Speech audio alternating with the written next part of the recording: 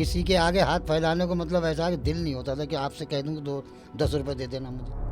और आज मैं फुटपाथ पे बैठा हुआ हूँ सिर्फ कि कभी ना कभी मुझे सलमान सर मिल जाएं और मैं उनसे 2 घड़ी बातें कर लूँ और अपना उन्हें गाना सुनाऊँ। वो मैंने कागज़ फाड़ के और उनके मुंह पर मार दिया। मैंने होंगे ये मंत्री कहीं के, तो हमारा ये काम ही नहीं कर सकते हैं तो हमारे लिए मंत्री किस काम के। मैंने सलमान सर के लिए गाना लिखा है। आपकी लव मैरिज है या फिर अरेंज मैरिज? 3 बेटे हैं, उनको उनसे अपनी नहीं समझ रही है तो मेरी क्या संभालेंगे, सोचने वाली बात है। बच्चे हैं, बेटे? पहले मैं घड़ी का काम करता था। दोस्ती के बारे में क्या ख्याल है आपका? दोस्ती क्या है? दुख में कोई भी नहीं साथ निभाने वाला, अपनों का काम है अपने को सताने वाला। क्या बात। और ये इश्क वाली जो बात है, आजकल जो 2 दिन का भूत है, 2 दिन का भूत उतरने के बाद में आदमी। आपके हिसाब से भाई ज़्यादा ज़रूरी होते हैं या दोस्त ज़्यादा ज़रूरी होते हैं? ये हिंदू मुस्लिम जो आजकल चलता है, इसका क्या, आप किस नज़रिए से इसको देखते हैं? आप मुस्लिम हो, मैं हिंदू हूँ। देखिए साहब, मेरा नज़रिया एक ही है इसमें। मोरे काना नहीं आए। आजकल के यूथ को जो इश्क मोहब्बत में अपना सब कुछ गंवा रहे हैं, सुसाइड कर रहे हैं, मर रहे हैं, आप उनको क्या मैसेज देना चाहेंगे? कहने को तो अपने हैं मगर कोई नहीं है। कहने को तो अपने हैं मगर कोई नहीं है। तकदीर न जाने कहाँ क्यों खोई हुई है। हेलो एवरीवन, स्वागत है आपका Balraj Singh entertainment present talk with Zoya Khan and Balraj Singh. दोस्तों, आज मैं आपको एक ऐसे स्पेशल गेस्ट से मिलवाने जा रहा हूं जिससे न सिर्फ आप कुछ सीख सकते हो बल्कि आने वाली ज़िंदगी को आप आसान कर सकते हो। ज़्यादा बातें नहीं बताऊंगा क्योंकि जब मैं आपको उनसे मिलवाऊंगा तो यकीनन आप उनसे कुछ ना कुछ सीखेंगे, अपनी ज़िंदगी को आसान बनाएंगे और आपको पता चलेगा कि ज़िंदगी की कठिनाइयाँ जितनी आपकी हैं उन्हें देखकर आपकी कठिनाइयाँ बहुत कम लगेंगी। तो मिलवाते हैं सीधा उनसे और बात करते हैं। Thank you so much.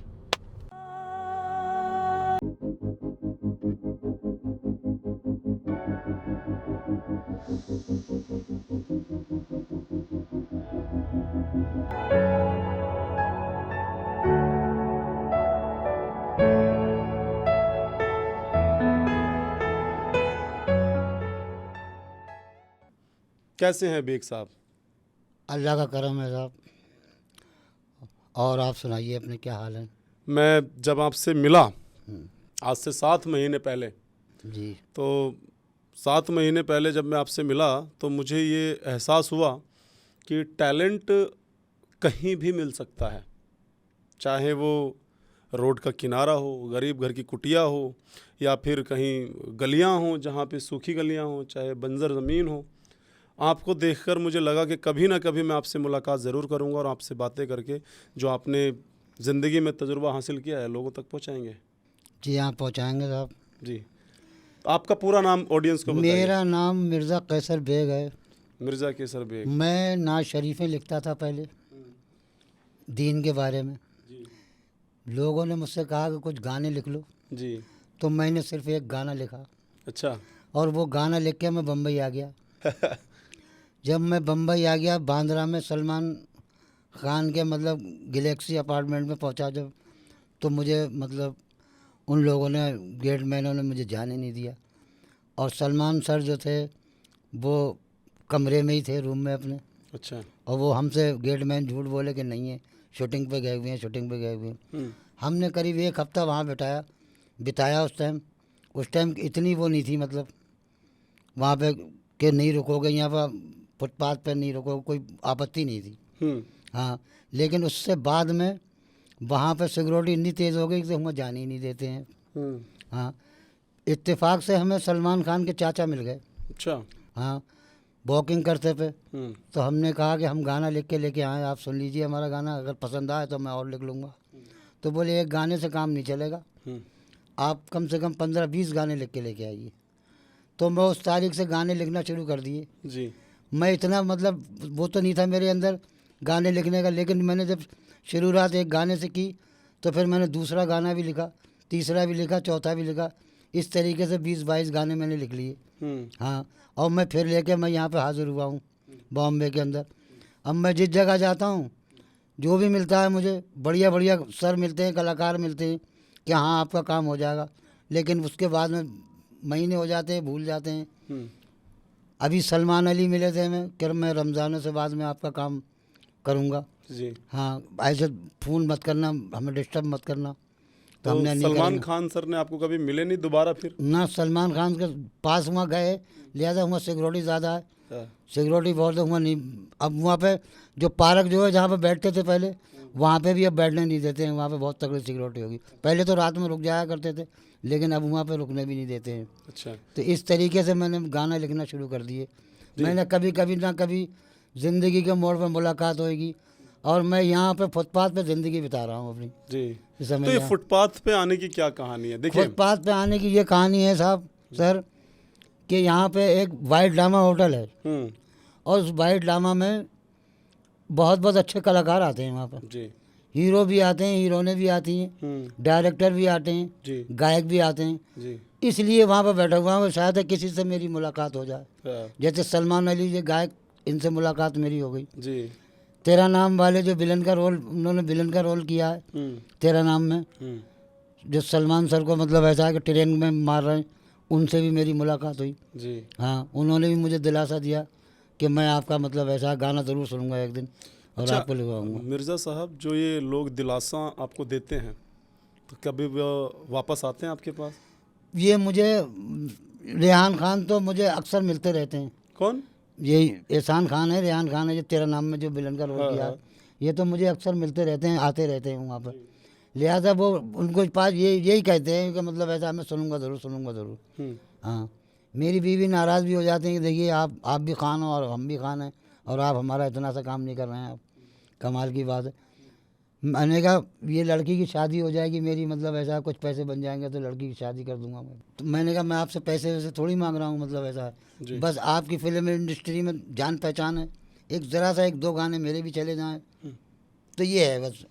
देखिए, मैं गुजारिश करूंगा ऑडियंस से अपनी कि सलमान सर के पास इनकी वीडियो ज़्यादा से ज़्यादा पहुंचाएं, ताकि उनकी निगाह इन पे पड़े। और आपको अगर सलमान भाई के लिए कोई मैसेज देना हो तो आप क्या देना चाहेंगे? आप मान लीजिए कि ये वीडियो, मान लीजिए ये वाली जो वीडियो अब आप बोलेंगे जो भी, ये सलमान सर के पास पहुंचेगी, अब आप क्या बोलना चाहते हैं वो बोल मैंने सलमान सर के लिए गाना लिखा है जी। कहो तो मैं आपको मतलब ऐसा है बिल्कुल, दो बोल बिल्कुल, सुना बिल्कुल। सकता हूँ। आप वो बोलिए जो आप सलमान सर से कहना चाहते हैं। समझ लिए सलमान सर आपकी बात सुन रहे हैं। देखिए गाने के बोल देखिए। समझो इशारे हम हैं तुम्हारे, समझो इशारे हम हैं तुम्हारे, देंगे गवाही फिजा के नज़ारे, समझो इशारे हम हैं तुम्हारे। इसका अंतरा देखिए जी। जब से नज़ारा तेरा हुआ है, दिल बेखुदी में खो सा गया है, कश्ती ये दिल तो करीब आते आते जहाँ से चली थी वहीं ले गया है, हम इस किनारे वो उस किनारे, क्या बात। हम इस किनारे वो उस किनारे, मिल नहीं पाए किस्मत के मारे, समझो इशारे हम हैं तुम्हारे। वाह वाह वाह वाह। ये साहब गाना लिखा है उनके लिए। अब मैंने देखिए मिर्ज़ा साहब, अभी मेरे को सिर्फ ये है कि आपको एक शॉर्ट में मैसेज देना सलमान सर को, तो आप सलमान सर से क्या कहना चाहते हो? मैं सलमान सर से बहुत उम्मीदें लगा के लेके आया हूँ कि सलमान सर मुझे मतलब ऐसा है, मेरी भी मतलब ऐसा हौसला अफजाई करें, मदद करें मेरी इसमें, जो मैं मतलब ऐसा लिख के लेके आया हूँ। मुझे देखें, अगर नहीं मेरा टैलेंट ठीक नहीं है तो कोई बात ही नहीं। वैसे तो सलमान सर बड़े बड़े गरीबों की मदद करते हैं, उनका नाम है, मैं देखता रहता हूँ, उनके यूट्यूब पर देखता हूँ। इससे आगे मैं क्या बयान कर सकता हूँ उनके लिए। चलो भैया, ज़्यादा से ज़्यादा सलमान खान सर को ये वीडियो भेजो, क्योंकि टैग करो, क्योंकि पहली बार जब ये मुंबई में आए थे तो उनके लिए ही गाना लिख कर लेके आए थे। उनके चाचा जी से ये मिले थे, एक गाना होने की वजह से इनको जो है बोला और गया वो था। गाना भी मैं आपको अब बताता हूँ, उसके भी 2 बोल सुनाता हूँ। वो गाना पहला गाना जो था चलिए भाई, आप लोगों से गुजारिश है कि ये वाली जो रील है सलमान सर को ज़्यादा से ज़्यादा टैग करो, क्योंकि इन्होंने अपनी पूरी ज़िंदगी फुटपाथ पे गुजारी है सिर्फ इस आस में। जब ये पहली बार मुंबई आए थे तो इन्होंने एक गाना लिखा था सलमान सर के लिए, और उनके चाचा जी इनको मिले थे और उनको ये बोला गया था कि आप एक गाना नहीं 2-4 गाने लिखिए। इन्होंने गाने तो कई लिखे, लेकिन फिर सलमान सर सिक्योरिटी रीजंस की वजह से मिल नहीं पाए या मुलाकात नहीं हो पाई। तो इस वीडियो को ज़्यादा से ज़्यादा, मिर्ज़ा साहब की इस वीडियो को ज़्यादा से ज़्यादा टैग कीजिए सलमान सर को, ताकि वो इनकी वीडियो देख लें और इनसे मुलाकात कर लें। सबकी लाइफ में दुख तकलीफ़ होती हैं। ये तो चलिए हो गया आपका टैलेंट, जो आप लिखते हो, सारी चीज़ें हैं। आप रहने वाले कहाँ के हैं? मैं रहने वाला यूपी का हूँ। यूपी में कहाँ से? यूपी बांसबरेली। बांसबरेली। तो आपके जो बच्चे हैं, बेटे हैं मेरे जी, 3 बेटे हैं। तो फिर भी ऐसा क्यों? 3 बेटे हैं, उनको उनसे अपनी नहीं समझ रही है तो मेरी क्या संभालेंगे? सोचने वाली बात है। भाड़े का मकान है, अब वो भी भाड़ा दे रहे हैं, मैं भी भाड़ा दे रहा हूँ। वो आजकल आमदनी आप देख रहे हैं कि पुलिस रिक्शा ऑटो चलने देती नहीं है, बहुत मुश्किल से चलने देती है दिल्ली के अंदर। जहाँ मैं थोड़ी देर में चालान, थोड़ी देर में चालान, ये कहानी हो रही है इस टाइम। एक माता पिता अपने बच्चों को, 3 बच्चे हों 4 बच्चे हों, आसानी से पाल लेते हैं। माता पिता तो 10 बच्चे भी पाल सकते हैं, लेकिन एक औलाद मतलब ऐसा है कि 2 को नहीं पाल सकती। अब ऐसे में ऐसा होता है कि मतलब अगर उसकी पोजीशन सही हो तो वो पाल सकती है। अब पोजीशन उसकी सही नहीं है तो हमें भी सोचना पड़ता है, यार हमारे लड़के की पोजीशन सही नहीं है, लिहाजा हम ही मदद करें फिर उसकी कुछ। माता पिता तो हमेशा ही करते हैं। हाँ। एक बात मुझे बताएं, आपकी लव मैरिज है या फिर अरेंज मैरिज है? मेरी तो मतलब ऐसा है कि बिल्कुल पक्की शादीशुदा है। पैगाम जाना और पैगाम आना, बात पक्की होना और शादी होना। वाह। जी हाँ। पहले मैं घड़ी का काम करता था जी। मैं घड़ी का मैकेनिक हूँ, जी। वो अच्छा वाला मैकेनिक हूँ। अपनी ज़ुबान से क्या तारीफ़ ही करूँ मैं आपसे। जी। मेरी दुकान पे 4-4 मतलब ऐसा कारीगर काम करते थे। एक बार ऐसा हुआ, मेरा पंजाबी कॉलोनी में मेरा खोखा लगा हुआ था, दुकान लगी हुई थी। वो फुटपाथ एरिया कहता है, म्यूनसिपलिटी का एरिया कहता है, मान नगर पालिका का। वहाँ पे ऐसा हुआ कि पंजाबी कॉलोनी के कुछ बड़े बड़े घरों वालों ने, उन्होंने मेरा खोखा इधर को रख दिया और अपना खोखा वही जगह पे लगा लिया। मैंने म्यूनसिपलिटी में जाकर कहा तो मेरी बात नहीं मानी। पता ये चला कि 31,000 रुपये यो के साहब को भर दिए उन्होंने। वो जगह उतनी उन्होंने अपने उसमें करा ली, अलाट हो गई। अब साहब मैंने अपने मोहल्ले के मंत्री से, मेंबरों से कहा, लेकिन उन्होंने मेरी बात नहीं सुनी। वो मेरे रिश्तेदार भी थे। जी हाँ, मेरी बात उन्होंने नहीं सुनी, वो मेरी जगह चली गई। दुश्मनों ने मेरे खोखे को काट लिया, उसमें से घड़ियाँ ले गए चुरा के। वो जी अच्छा हुआ कि घड़ी नई ले गए चुरा के, पुरानी नहीं ले गए। अगर पुरानी ले जाते तो मैं उनके पैसे दे नहीं पाता। नई के पैसे तो मतलब ऐसा है, ये तो बुक में लिखा हुआ होता है, इतना माल दुकानदार से लेके आया नया, ये लीजिए। लेकिन पुरानी वाला जो होता है, अगर किसी की 100 रुपये की होगी तो वो 500 रुपये बताएगा, तो इतना बिल कहाँ से भरा जाएगा? इसलिए ऊपर वाले के कर्म से पुरानी कोई नहीं ले गया, नहीं ले गया, समझ लें। उस तारीख से मेरा घड़ी का काम ख़त्म हो गया, ये समझ लें आप। अब घड़ी का काम जब ख़त्म हो गया तो मैं दिल्ली आ गया, और दिल्ली में मैंने एक फैक्ट्री में काम किया। जी हाँ। तकलीफ़ों के बारे में आपका क्या मानना है? तकलीफ़ें क्या हैं? तकलीफ़ें ये हैं कि साहब, जो चाहते थे वो हुआ नहीं। चाहा तो बहुत कुछ था, करना तो बहुत कुछ हुआ। फैक्ट्री में काम किया, बहुत मेहनत की, पैसा भी बहुत कमाया, और इधर जब लॉकडाउन आया तो सारी कहानी बिगड़ गई। फिर हमने दिल्ली भी छोड़ दी, फिर हम उत्तराखंड चले गए। यूपी भी छोड़ दी, उत्तराखंड में रहते हैं आज हम। ऊधम सिंह नगर, ज़िला ऊधम सिंह नगर है, किच्छा, वहाँ पे हम रहते हैं बस। अब वहाँ से ही हम यहाँ इधर को आते हैं साहब, मुंबई को। और मुंबई में अब हमारा ये एक ही सपना है साहब, या तो हमारा मतलब ये काम हो जाए, और नहीं तो हम मुंबई को बिल्कुल ही भूल जाएंगे।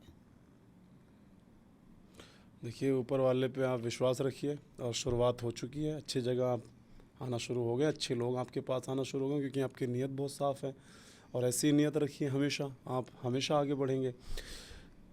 दोस्ती के बारे में क्या ख्याल है आपका? दोस्ती क्या है? दोस्ती के बारे में साहब क्या ख्याल है? आजकल दोस्त बनकर जो नहीं साथ निभाने वाला, हाँ, दोस्त बनकर जो नहीं साथ निभाने वाला, यही अंदाज है जालिम का जमाने वाला।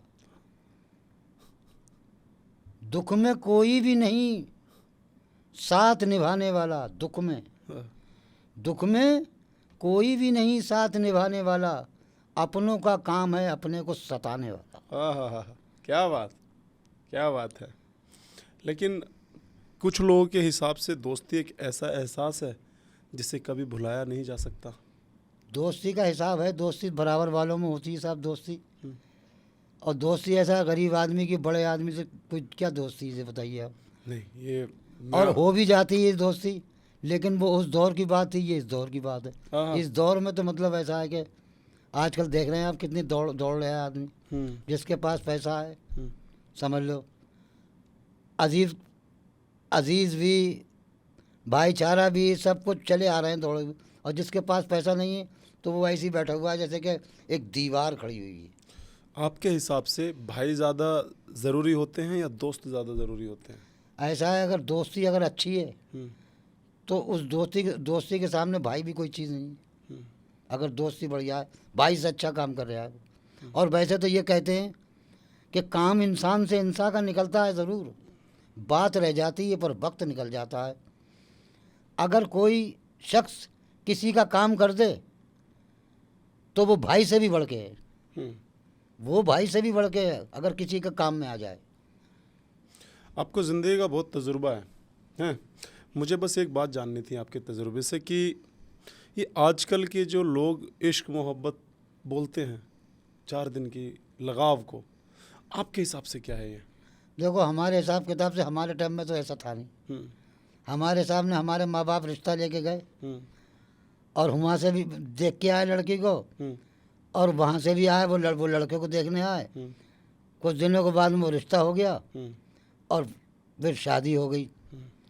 और ये इश्क वाली जो बात है आजकल, ये 2 दिन का भूत है। 2 दिन का भूत उतरने के बाद में आदमी, आजकल के यूथ को जो इश्क मोहब्बत में अपना सब कुछ गंवा रहे हैं, सुसाइड कर रहे हैं, मर रहे हैं, आप उनको क्या मैसेज देना चाहेंगे? मैं उनको ये मैसेज देना चाहूँगा, अपनी जवानी को बरकरार रखें और अपने हिसाब किताब से चलें। देखिए, लड़कियाँ तो मतलब ऐसा है जितनी चाहो ज़िंदगी में मिल सकती हैं, रिश्ते से भी मिल सकती हैं, बगैर रिश्ते से भी मिल सकती हैं, लेकिन माँ बाप बहन भाई नहीं मिल सकते। लिहाजा इसको तुम अपनी जवानी को संभाल के रखें तो अच्छा है। वाह, ज़रूरी है। मुफलिसी देखी आपने?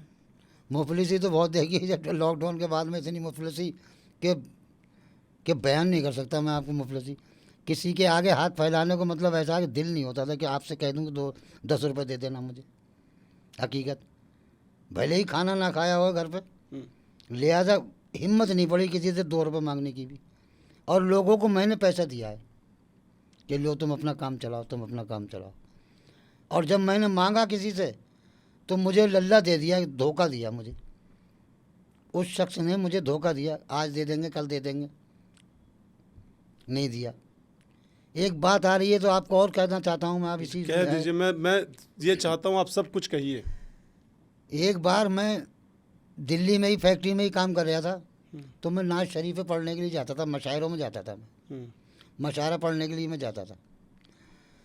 तो वहाँ पे एक हाफिज़ कुरान मुकर्रम मलिक, यानी मलिक साहब थे, वो भी पढ़ने के लिए जाते थे।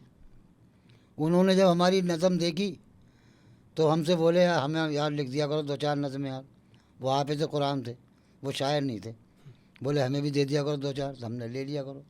उन्होंने फ़ोन नंबर हमें दिया और हमारा फ़ोन नंबर उन्होंने लिया और हम दिल्ली पहुंच गए। हम दिल्ली आ गए, अपने काम कर रहे हैं। अब उनका फ़ोन आता है कि हमें ऐसे ऐसे कलाम लिख के दो, तो हम उन्हें कलाम लिख के दे रहे हैं। पैदा वो कर रहे हैं पैसे। एक कलाम हमने लिख के दिया, बोले वो ऐसा है कि आप मुग़ल आज़म में जो जिंदाबाद जिंदाबाद का गाना, इस पर मतलब एक आला हज़रत की शान में लिख के दो। बरेलवी के जो आला हज़रत जो हैं, बोले उनकी शान में लिख के दो। तो मैंने उनकी शान में भी लिख के दे दिया उन्हें। उन्होंने उस पर 10,000 रुपये कमाए, कम से कम 10-12 हज़ार रुपये, समझ गए। अब ऐसा इत्तेफाक होता है कि साहब एक मकान में हमारे घपला था। घपला ये था कि हमारा भाई ये ख़त्म हो गया था। तो वो कुछ लोग जो थे उनको हमारे भाई को बहनों को चढ़ावे दिया करे थे। कि मकान बेचो, हिस्सा इसमें से लेंगे, हिस्सा इसमें से लेंगे। तो हमने कहा भाई ऐसा है, तुम किस बात का हिस्सा लोगे इसमें से? भाई उसकी दवा दारू हमने खर्च की, मरने से लेके वहाँ तक हमने खर्च किया। तुम उस टाइम जब तुमसे मांगा था तो तुम कहते थे कि हमारे पास नहीं है, अब हिस्सा लेने के लिए तुम आ गए। लेकिन वो मोहल्ले वालों के मतलब ऐसा है कि पंचायत में उन्होंने फांस दिया, वो बिक गया साहब, उसमें साहब उनको हिस्सा देना पड़ गया, उसमें हिस्सा देना उनको पड़ गया। अब उन्होंने हमसे हिस्सा ले लिया, समझ गया आप? अब होता क्या है, वो उसका बयाना मिलने में 3 दिन बाकी थे, यानी उस मकान का सौदा हो गया और उसका बयाना मिलने में 3 दिन बाकी थे। जिन्होंने 10,000 रुपये हमारी नज़म से कमाए थे, इत्तेफाक से वो हमें भूमि मिल गए, जहाँ वो भी वहीं रह रहे थे पीछे ही गली में, वो हमें मिल गए। बोले और सुनाइए कैसर भाई क्या हाल है? मैंने हाँ ठीक है। अब हमारे पास जो थे पैसे ख़त्म हो गए, हम 10,000 रुपये लेके चले थे वहाँ से दिल्ली से, अब वो हो गए ख़त्म। हमारे साथ में हमारा पोता भी था, वो दूध पीता था, इतना बड़ा था वो। तो हमने कहा यार दूध कहाँ से लाएंगे यार, इसके लिए ऐसा है अपना खाना बंद कर दो, इसके लिए दूध के लिए पैसे रख लो जी, समझ गया? तो हमने यार किससे लेंगे पैसे? लेने को तो हम हर किसी से ले लेंगे, मिल जाएंगे, लेकिन हिम्मत नहीं पड़ रही। तो हमने कहा आज उनसे कहते हैं जिनको हम नज़में देते हैं लिख के। हमने साहब वो मिले हमें साहब मलिक साहब, हमने कहा मलिक साहब एक बात सुनो। बोले क्या? बोलो। हमने कहा यार एक ज़रूरत है यार काम की तुमसे। बोले क्या? मैंने यार कुछ पैसे चाहिए हमें, 1,500 रुपये दो हमें तुम, और 3 दिन के अंदर ले लेना तुम, बढ़ती चाहो तो बढ़ती ले लेना हमसे, 3 दिन के अंदर दे देंगे हम आपको पैसे, ये हमारा वादा है। मैंने हमारा बयाना मिलने वाला है, 2 लाख रुपए बयाने के मिलने वाले हैं, लिहाजा ऐसा है तो हम 1,500 दे। तो बोले देखेंगे, दोपहर को दे देंगे। इस तरीके से उन्होंने 3 दिन घुमा दी। अब लगा लीजिए हमें कितनी परेशानी का सामना करना पड़ा होगा। आपकी जो तकलीफ़ें हैं औरों से ज़्यादा क्यों हैं, क्या कारण है? ऐसा है, औरों से ज़्यादा यूँ हैं, जब किसी का कोई काम फेल हो जाता है तो तकलीफ़ें बढ़ जाती हैं, आप समझ सकते हैं इस बात को। और तकलीफ़ें इतनी बढ़ जाती हैं फिर वो काम संभलने नामुमकिन हो जाता है। अब ऐसा समझ लीजिए आप। अब देखिए, आप खुद ही देख लीजिए, मैं ये गाना लिख के लेके आया हूँ सलमान खान के लिए और सलमान सर के लिए, और आज मैं फुटपाथ पे बैठा हुआ हूँ सिर्फ कि कभी ना कभी मुझे सलमान सर मिल जाएं और मैं उनसे 2 घड़ी बातें कर लूँ और अपना उन्हें गाना सुनाऊँ कि आया हूँ दर पे दीद का अरमा लिए हुए, आया हूँ दर पे दीद का अरमा लिए हुए, और दीदार आपका हुई मुद्दत किए हुए। तुम कितने खुश नसीब हो, हम कितने बदनसीब, तुम कितने खुश नसीब हो, हम कितने बदनसीब, फिरते हैं जैसे गम का जनाजा लिए हुए। वाह! आजकल आप फुटपाथ पे बैठे रहते हो, मैंने कई बार आपको देखा है वाइट लामा के पास, तो क्या कारण है आप? मैं इसलिए बैठा हुआ हूँ सर कि किसी ना किसी दिन सलमान सर यहाँ पे गुजरेंगे और वो मेरी पूछेंगे, मुझसे पूछेंगे कैसे बैठे हुए हो यहाँ पे, तो मैं उन्हें बताऊँगा कि मैंने आपके लिए एक गाना लिखा है। कभी तो मतलब ऐसा है मुझे मिलेंगे ही मिलेंगे, इत्तेफाक से हर वैसे कलाकार मिल जाता है, लेकिन अभी सलमान सर ही नहीं मिले हैं मुझे, और मैं उन्हीं के इंतज़ार में उम्मीद लगाए इस फुटपाथ पे बैठा हुआ हूँ, ताकि आपने भी देखा कि मुझे मतलब ऐसा है कि फुटपाथ पे बैठा हुआ, और आप आए भी थे मेरे पास। बिल्कुल। हाँ जी, इसलिए मैं यहाँ बैठा हुआ हूँ। सलमान सर से मुझे मुलाकात करना है और मुझे ये अपने गाने लिखे हुए जो भी हैं वो उनको दिखाना है। क्या बात है। हाँ, और मेरी यही अरदास है उनसे। क्या है उनके लिए कोई शायरी अगर बोलनी हो? उनके लिए शायरी क्या है, देखिए मैंने उनके लिए तो बहुत कुछ लिखा है गाना, कि तुमको पाया है मैंने सनम, प्यार की राहों में पहला कदम, तुमको पाके गले से लगा के भुला देंगे अपने सारे गम, तुमको पाया है मैंने सनम, ये मैंने उनके लिए लिखा है गाना। वाह! लेकिन अगर शायरी बोलनी है उनके लिए तो आप क्या शायरी बोलना चाहेंगे? शायरी साहब देखिए, शायरी के लिए तो बहुत कुछ है। अभी आपको मैंने एक शेर सुनाया था उनके लिए। और देखिए कि ज़िंदगी हो गई रुसवाए ज़माना कैसर, हम जवानी को यूं बर्बाद किया करते हैं। ज़िंदगी हो गई रुसवाए ज़माना कैसर, हम जवानी को यूं बर्बाद किया करते हैं। एक नज़र उनको देख लिया करते हैं और हर घड़ी सलमान सर के तसव्वुर में रहा करते हैं। याद करते हैं उन्हें और जिया करते हैं कि ज़िंदगी हो गई रुसवाए ज़माना कैसर, हम जवानी को यूं बर्बाद किया करते हैं। वाह। आप मुझे बताएं कि अगर दुखों से कैसे लड़ा जाता है? दुखों से लड़ने के लिए साहब देखिए एक जतन किया मैंने, और वो जतन ये है कि मैंने मैट्रिक पास किया। यानी उस दौर में 8 मई को मैट्रिक बोलते थे। और मेरी जान पहचान थी, मैं घड़ियों का काम करता था, जब मेरी जान पहचान थी वहाँ पर तहसीलदारों से, तहसील के जितने भी स्टाफ थे उनसे मेरी जान पहचान थी। तो उन्होंने क्या, तुम ऐसा करो फार्म भर दो और ऐसा है तुम्हारी चपरासी की नौकरी लग जाएगी।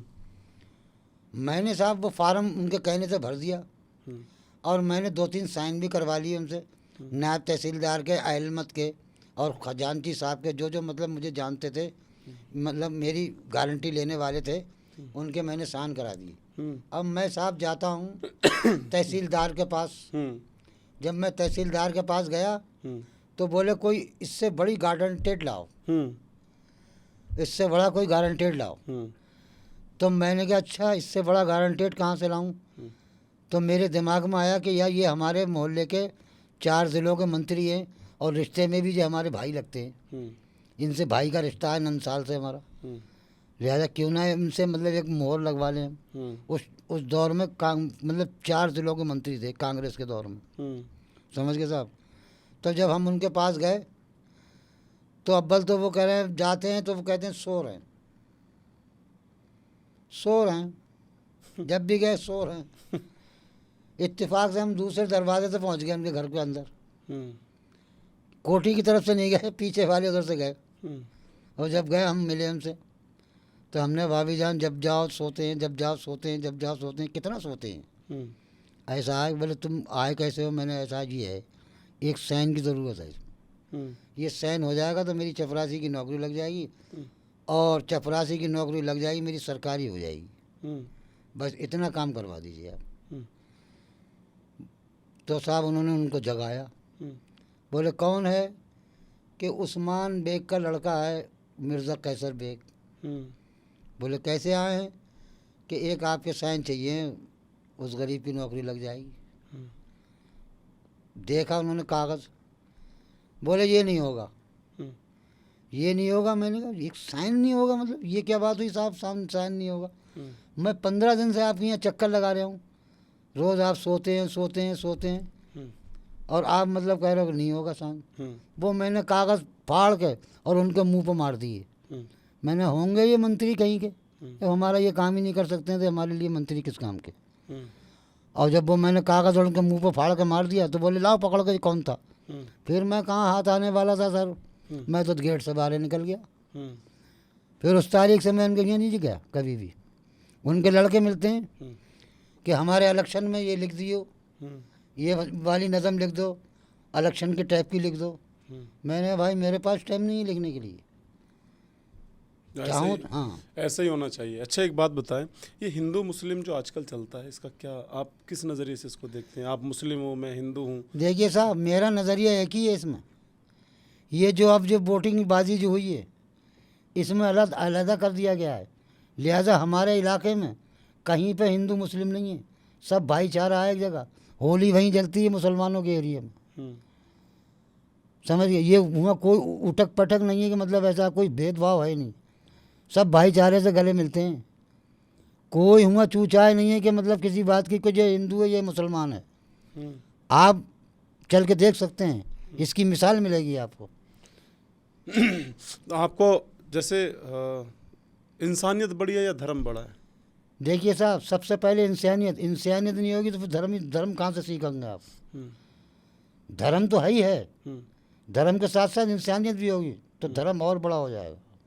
बहुत सारे लोग बोलते हैं जैसे कि मुसलमान कभी भी हिंदुस्तान जिंदाबाद नहीं बोलते, मुसलमान राष्ट्रगान नहीं गाते, मुसलमान वंदे मातरम नहीं बोलते। भाई हम तो मतलब स्कूल में थे हम्म। तो हम तो राष्ट्रीय गान गाते थे, हमें मास्टर पकड़ के ले जाते थे राष्ट्रीय गान गाने के लिए। हाँ, सब हमारी आवाज़ बढ़िया थी हाँ, और हमने तो एक भजन भी लिखा है। अच्छा जी हाँ, कहो तो उसके दो बोल जी आपको बताएं सुना। ना, भजन भजन सुनाएं आप। सुनिए साहब, दो बोल उसके।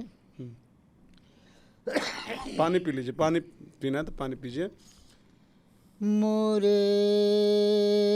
काना नहीं आए, मोरे काना नहीं आए, दिल को मेरे ना जाने क्यों काहे तड़पाए, मोरे वाह मिर्जा साहब, काना नहीं आए। वाह वाह। अंतरा देखिए क्या है जी इसका? जी।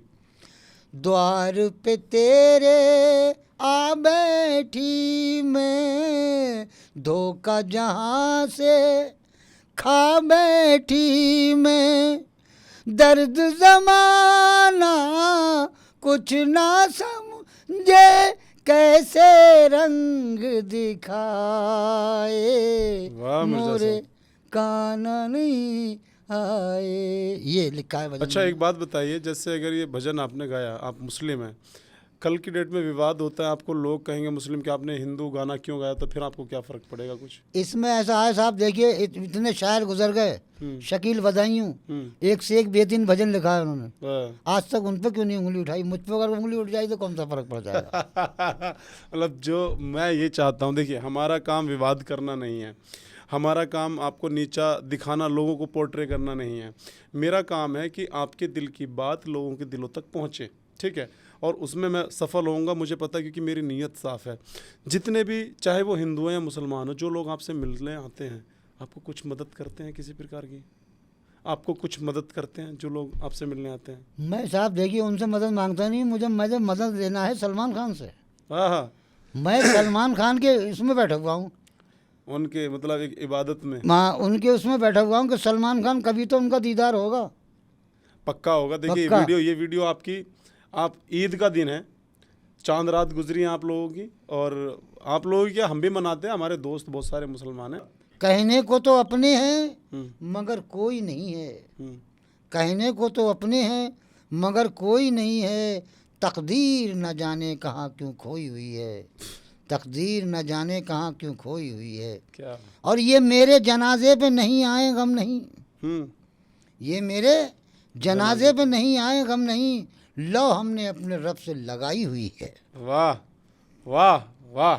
वो कहते हैं आजकल लोग अपने माता पिता की जब हम सेवा नहीं करते, मैंने भी एक बात बोली थी कि एक बूढ़ी माँ लक्ष्मी माँ के मंदिर के सामने जाके गुहार लगाती है, शिकायत करती है, कहती है कि हे माँ, सुना है मेरे बच्चे तुझे 56 भोग चढ़ा कर गए, मुझे तो 2 वक्त की रोटी भी तानों के साथ मिलती है। ऐसा क्यों करते हैं लोग?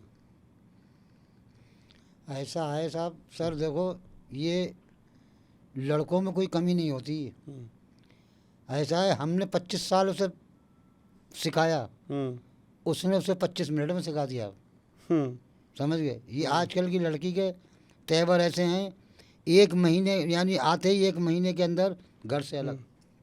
कहते हैं कि मिजाज यूं ही नहीं चिड़चिड़ा हुआ मेरा भी कई चीज़ों से दिल दुखा है, चीज़ें चलती हैं। शायरी के एहसासों में देखो वही है कि एहसास अगर ख़त्म हो जाते हैं तो इंसान ख़त्म हो जाते हैं। एहसासों का होना बहुत ज़रूरी है रिश्तों में, अगर वो नहीं रहेंगे तो सब कुछ बिखर जाएगा। और आजकल लोग रिश्ते मेंटेन कर नहीं पा रहे हैं, खुद के दुख नहीं समझ पा रहे हैं, दूसरे का क्या समझेंगे, है कि नहीं? मिर्ज़ा साहब, मुझे आपसे बात करके बहुत मज़ा आया। मुझे ऐसा लगता है कि आपके पास सलमान खान जी के अलावा कुछ ऑप्शन है नहीं, ना जी और साहब, फुटपाथ पे आप उन्हीं के लिए बैठे हुए हैं। मेरी साहब उनसे बस यही है एक प्रार्थना, और उनसे यानी इल्तिजा कि सलमान सर से मुझे मिलना है, उन्हीं के लिए मैं आया। जब से आए हैं केवल सलमान सर की बात कर रहे हैं, कोई और बात नहीं कर रहे हैं, तो गुजारिश है कि इन्हें सलमान सर के साथ बिठा दीजिए। आप लोगों में वो दम है, आप लोगों में वो ताकत है कि सलमान सर के पास बैठें, अपनी कहानी बताएं और जो इन्होंने लिखा है लोगों को समझाएं और और उनको देखिए सुनाएं। मैंने उनके लिए ये क्या लिखा है, आप ये भी तो देखें आप। जी। तो अपनी जुल्फ के साए में जरा रहने दे, तो अपनी जुल्फ के, तो अपनी जुल्फ के साए में जरा रहने दे, ये तेरे हुस्न का दीदार हमको करने दे, ये तेरे हुस्न का। अंतरा देखिए क्या लिखा है इसका। हमको बदनाम ये करते हैं जमाने वाले, कैसे नादान है ये सब को बताने वाले, इनके इल्ज़ाम मेरे सर पे नहीं आने दे, इनके इल्ज़ाम क्या मेरे सर पे नहीं आने दे, तू अपनी जुल्फ के। ये है साहब। वाह। मिर्ज़ा साहब एक बात बताएं, आपके हिंदू दोस्त रहे हैं? हाँ रहे हैं। तो आपका क्या मानना है कि आपके नज़रिए में हिंदू दोस्ती अच्छी निभा जाते हैं या मुस्लिम दोस्ती आपके नज़रिए में? उस दौर में कोई ऐसी आपत्ति नहीं थी भाई, हमारे बिल्कुल हम बराबर बराबर लेटते थे, बराबर बराबर सोते थे। और वो एक ऐसे दोस्त थे, बाबा थे, उनका नाम था जगदीश गिर बाबा, जगदीश गिरी। वो हारमोनियम भी बजाते थे और चमेली भी बजाते थे। हाँ। चमेली बजाने के नाम से मशहूर थे वो। उनसे हमारी बहुत अच्छी दोस्ती थी और रोज़ डेली हम बैठते थे, उनके सुनते थे। खाना पीना होता था एक दूसरे के घर में? खाना पीना, और खाना पीना वहीं बनता था खाना, दाल चावल खाया करते थे। पहले हिंदू मुस्लिम की कोई लड़ाई नहीं थी? अरे साहब कोई लड़ाई नहीं थी। ये तो अब ऐसा है कि जो नेता आया उसने बांट दिया, हर कौम बिरादरी वाले को बांट दिया। वही है ना कि लकीरें खींच रखी हैं, बस यही है। लकीरें खींच रखी हैं कुछ लोगों ने थाली में, वरना क्या फ़र्क है आपकी ईद और हमारी दिवाली में? जी हाँ, कोई फर्क नहीं है। आप भी इंसान हो, मैं भी इंसान हूँ। हाँ। इंसानियत आपके पास भी है, मेरे पास भी है। अगर खून भी काटेंगे तो आप एक ही सा निकलेगा। फर्क इतना ही है कि मतलब ऐसा है कि मैं वहाँ से चला हूँ, तुम यहाँ से चले, लेकिन चले तो सब एक ही जगह से। और एक ही जगह से चले। सब आदम की औलाद है, यहाँ पे आके जितने भी हैं सब आदम की औलाद है, आदम अलैहिस्सलाम। अच्छा, मेरे को ऐसा लगता है कि ये तो लोगों ने ऐसा बनाया हुआ है, एक विजुअल क्रिएट कर दिया है कि ये हिंदू, ये मुस्लिम, ये सिख, ये ईसाई। पहले बचपन में पढ़ाया जाता था हिंदू मुस्लिम सिख ईसाई आपस में है भाई भाई, न जाने ये बात अब कहाँ चली गई। अब अभी आप लोग जो है- देखिए ना, अल्लामा इकबाल का शेर है नहीं वो, कि मज़हब नहीं सिखाता आपस में बैर रखना, और हिंदी है वतन है हिंदुस्तान हमारा। ये उनका शेर है, आज तक मतलब ऐसा है कि ये गाया जाता है। मिर्ज़ा साहब, आपसे बात करके, मुलाकात करके बहुत मज़ा आया, और ये चाहूँगा कि जीवन में जब भी आपसे हमारी मुलाकात हो, कभी भी आप आगे बढ़ें, खुश रहें, आपके बहुत सारे गाने हिट हों, आप बहुत आगे बढ़ें। ईश्वर से ऐसी प्रार्थना करते हैं, ईश्वर से कामना करते हैं कि आप आगे बढ़ते जाएं, चले जाएं, इतना कुछ पाएं ज़िंदगी में कि आपको रखने के लिए जितनी आपने मुफलिसी देखी इसकी कई गुना ज़्यादा आप जो है अपना अच्छा टाइम देखें, अच्छा वक्त देखें। बहुत बहुत धन्यवाद। बहुत बहुत ये वीडियो सलमान सर तक पहुँचाइए। Thank you so much. Channel को सब्सक्राइब कर लीजिए, बेल आइकन दबा लीजिए ताकि आने वाली अपडेट आपको मिले सबसे पहले। Thank you so much. Keep loving, keep supporting, और आपका कमेंट हमारी टीम के लिए और हमारे लिए बहुत वैल्यूएबल है। Please do valuable comment. Thank you so much. Love you all.